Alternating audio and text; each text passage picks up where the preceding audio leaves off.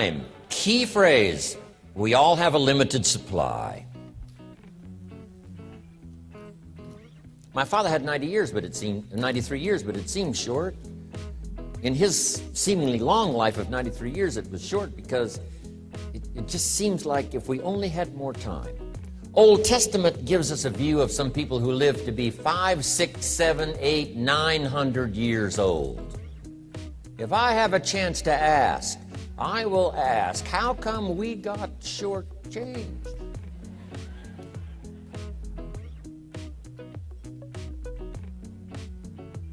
Wouldn't that be a good question if you had a chance to ask?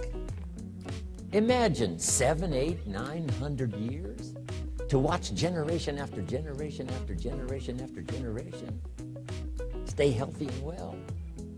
I mean, you gotta be healthy to make it to 900. You gotta take your vitamins.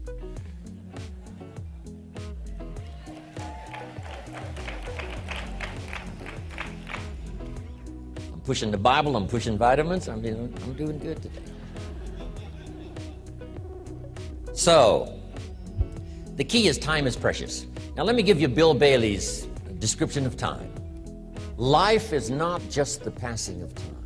Life is not just the passing of time. Life is a collection of experiences, their frequency, and their intensity. Life is not just watching the clock tick away. Life is a collection of experiences, their intensity, their frequency. When my friend Mark died at age 44, someone says, that's young to die.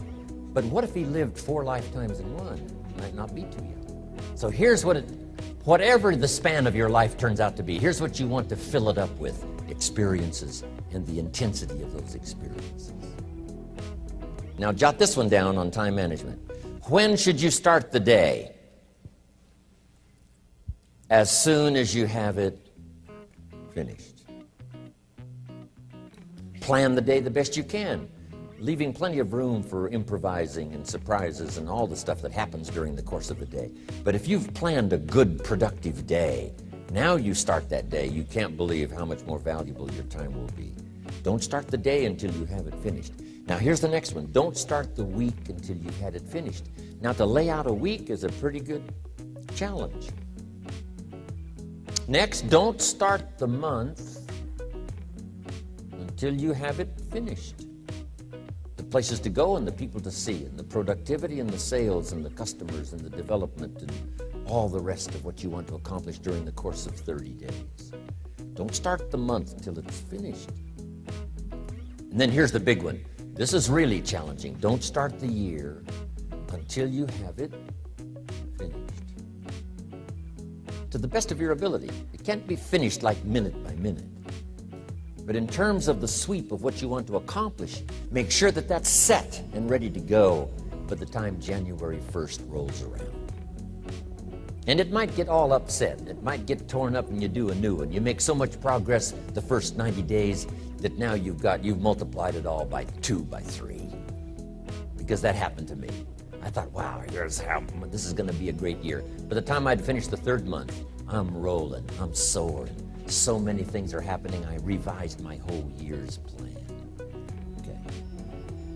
Now, jot this down. Approaches to the management of time. Here's the first one. Ignore the subject. I mean, that's good advice.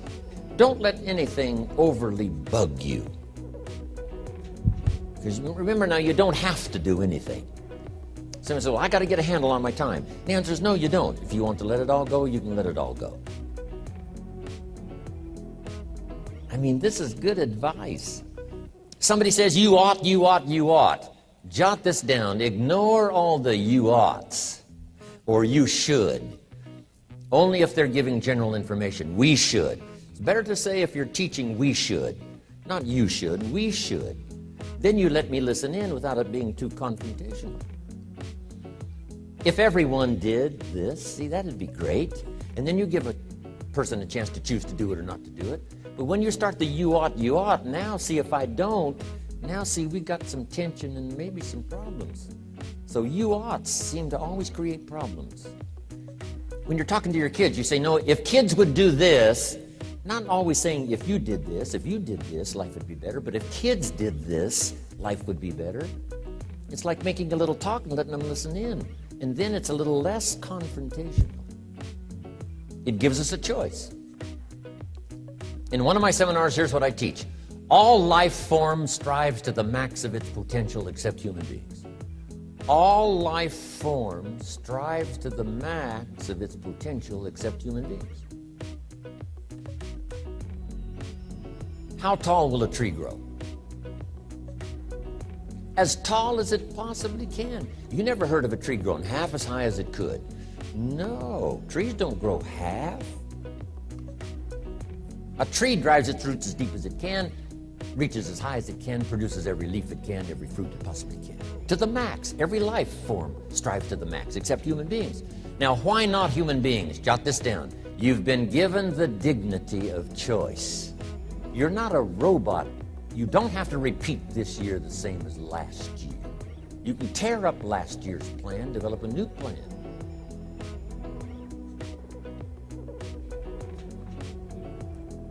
So, the dignity of being a human being. Now, here's the choice on being a human being. To be part of all we were meant to be, or to be all. To strive for all, or half, or part, or some. The choice is up to you. To develop one skill or 10 skills.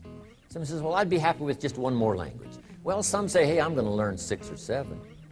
And this is all a matter of choice. And when someone says, no, you ought to learn 4, you've got to resist all that. Because this is personal dignity. And you don't want to destroy someone's dignity by doing all the oughts, and then they feel reluctant to do it. Now we've got problems. So if you want to, just ignore this subject on time management. Now here's the next one. Step down to something easier. The guy's in sales and he says, oh, I want to own the company. Finally owns the company. Now he's got no time to play golf. He said, when I was in sales, I was making big money playing golf 3 days a week. Heck with this owning something. Heck with managing. My life was never my own after I started to manage.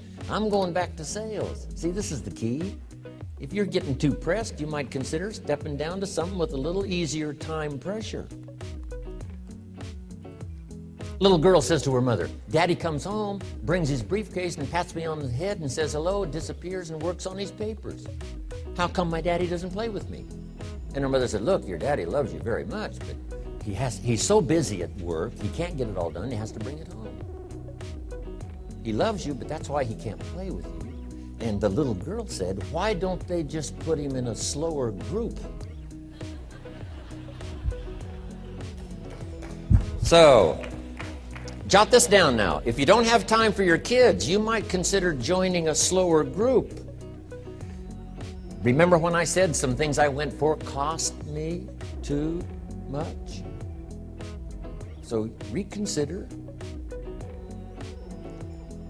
Next key to time management, and that's work longer and harder. But see, there's a limit to that.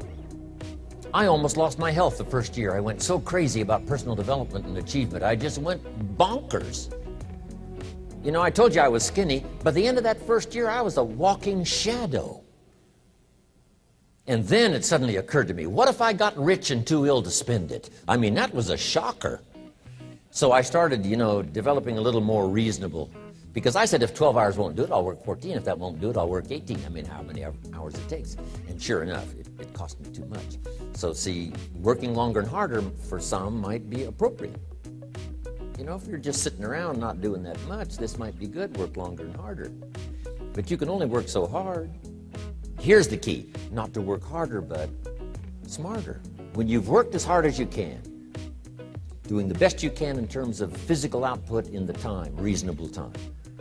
Now here's the ultimate in the management of time, and that is you simply become more skillful. When I first got into sales, I was around people that could get, 9 out of 10, 8 out of 10. And when I first started, I could only get 1 out of 10. But here's what I did. I worked around the clock, so that I would make up in numbers what I lacked in skill. That's good in sales. You got to jot that down. When you're new, you make up in numbers what you lack in skill. Now, when you become more skillful, the numbers can go down because now you're Your persuasive ability and all of that is now so high that you don't need to put as many numbers out. But at first, if you want to compete or if you want to really get good, you've got to put in the numbers. But if you get more from yourself, develop more of yourself, now the time management becomes an easier task. Now here's the next thing. Either you run the project or it runs you. I've found out when you start something, at first you're in charge. All of a sudden, a year later, it's in charge. Some of the companies I started, I'm telling you, I'm in control. A couple of years later, I'm out of control. At first, I've got it on the run. 2 years later, it's got me on the run. Haven't got enough time. I'm dizzy with trying to get it all done. So here's part of the key, and that's to get in charge. Say, I'm going to take charge of my health. One of my albums is entitled, Take Charge of Your Life. Take charge of your time. Take charge of your resources, which we're going to talk about next. Take charge of your health. You're the one that's responsible for it. It's not a requirement of society that you not have a heart attack and take care of your family. That's not a requirement of society, but you must make it a requirement of yourself. Society doesn't require that you build a financial wall around your family nothing can get through. That's not a requirement of society. It's a requirement you impose on yourself to build a financial wall around your family nothing can get through.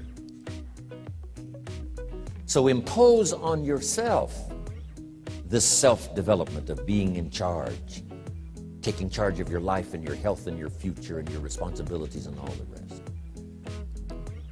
Next, reasonable time is enough time to achieve all of your goals. Just jot that down. Reasonable time is enough time. I had to learn that. Reasonable time is enough time.